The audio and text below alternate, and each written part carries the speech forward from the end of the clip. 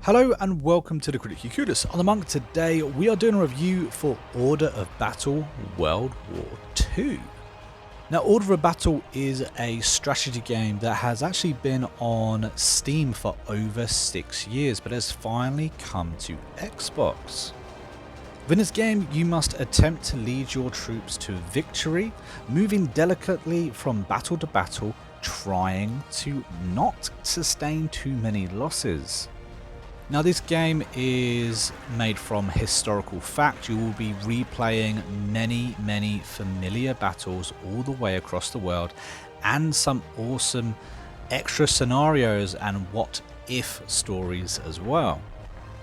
This game has been developed by the Aristocrats and published by Slytherin Software, who actually sent me a key for this game, so thank you very much for doing so. It is on the PC and it's on the PlayStation, and will set you back around £16 depending on how you buy it.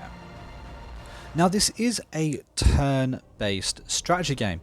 It's a really interesting one, actually. I love strategy games, and this is a very unique strategy game. You won't find many just like this on the Xbox, at least today. Now, admittedly, the graphics are already dated. It does show that it's dated, but when you do play it, you do realize that this is supposed to be a PC game. And so it's really nice to actually finally get your hands on it on console. Unfortunately, there just aren't too many of these games on console today, so it's really nice to finally see another one shift from PC to the Xbox. Now, like I said, you take control of real factual events. You can take on the role as the Russians, the Germans, the Americans. You name it, you can do it. There are a ton of DLCs for you to play. The base game itself is incredibly in-depth.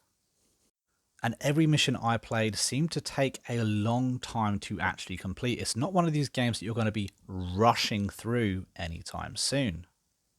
And within these levels, you have to manage your troops. You can heal your troops. You can refill and resupply your planes and troops as they get damaged or as they run out of fuel around the battlefield.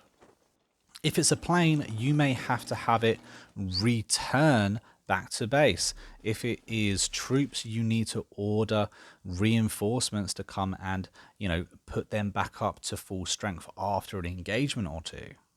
This game also boasts over 1,400 unit types. Obviously, it's counting all the different countries in which you can actually play as. But trust me, there are a lot of different troops that you can hire and move around the board. And most of the troops have their own unique abilities, best ways to use them, and of course, who you just should not go up against. Now, every level is almost like a sandbox. The map is there. You are given your objectives. You are given a mission briefing. And basically, you know what it is you need to do. It's up to you, however, to make sure those things get done and in a timely fashion, because you can lose simply for taking too long.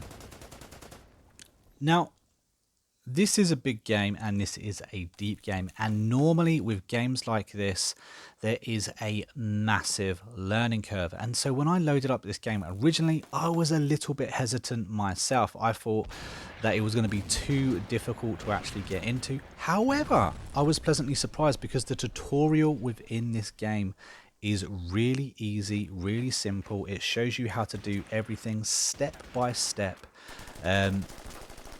And I was really pleasantly surprised by just how well that tutorial mode played. Not only that, but the transition from the tutorial mode into the gameplay, into a campaign myself. I just found it so easy to transition. It told me everything I needed it to. And in a game like this, that's extremely rare. Now, I'm one of those people that will quite often ignore the fact that it's an outdated graphics if the gameplay itself is good enough to actually let me sink my teeth into. And this is one of those games. I have played this game for a good solid 10 hours and I really enjoyed my experience within this game. I was a little bit worried when I switched over to the DLC that it would feel very samey, but I was really surprised how, it did feel different. The mission types are different, you had to do different things, and of course you took on a brand new face and a brand new attitude to the game as well. So considering the price is only £16 for the base game, I do have to stress that for the base game, because this game does come with many DLCs, all of which cost £12 each. But if you just buy this for the base game, this is a very good and enjoyable experience if you like strategy games. Like I said, you're not going to find too many of these games on the Xbox itself. This is one of the very few games like this that I personally have managed to play. But I'm glad I did. I'm glad that I managed to have a chance to actually pick this game up, have a go, and have a bubble doing so, because, going back to World War II and reenacting some of them battles, taking on some of the brand new scenarios, it was a lot of fun. And me personally, as somebody who's very interested in turn-based strategy games, I really enjoyed my experience.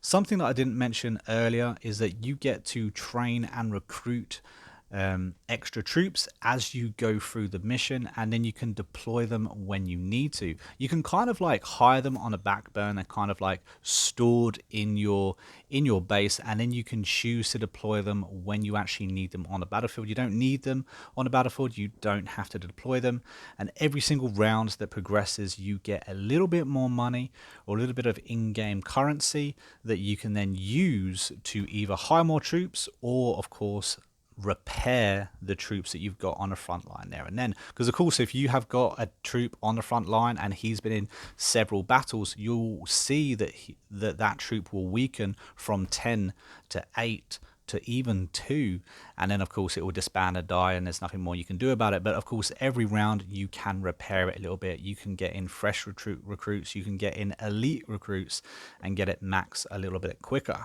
but that costs money to do so. So if you have spent all of your money hiring brand new fresh troops ready to deploy, you're not going to be able to use them to actually repair the troops that are injured on the front line as well. But all that being said, guys, I'm going to give this game a very solid and respectable 7 out of 10. Honestly, I was a little bit surprised by this game when I very first loaded it up. I immediately thought, oh no, it is definitely dated. But after a good few hours into it, I realised that I could look past that and just enjoy it for what it is. And it has a lot of in-depth features that I think I could enjoy for a good amount of time still.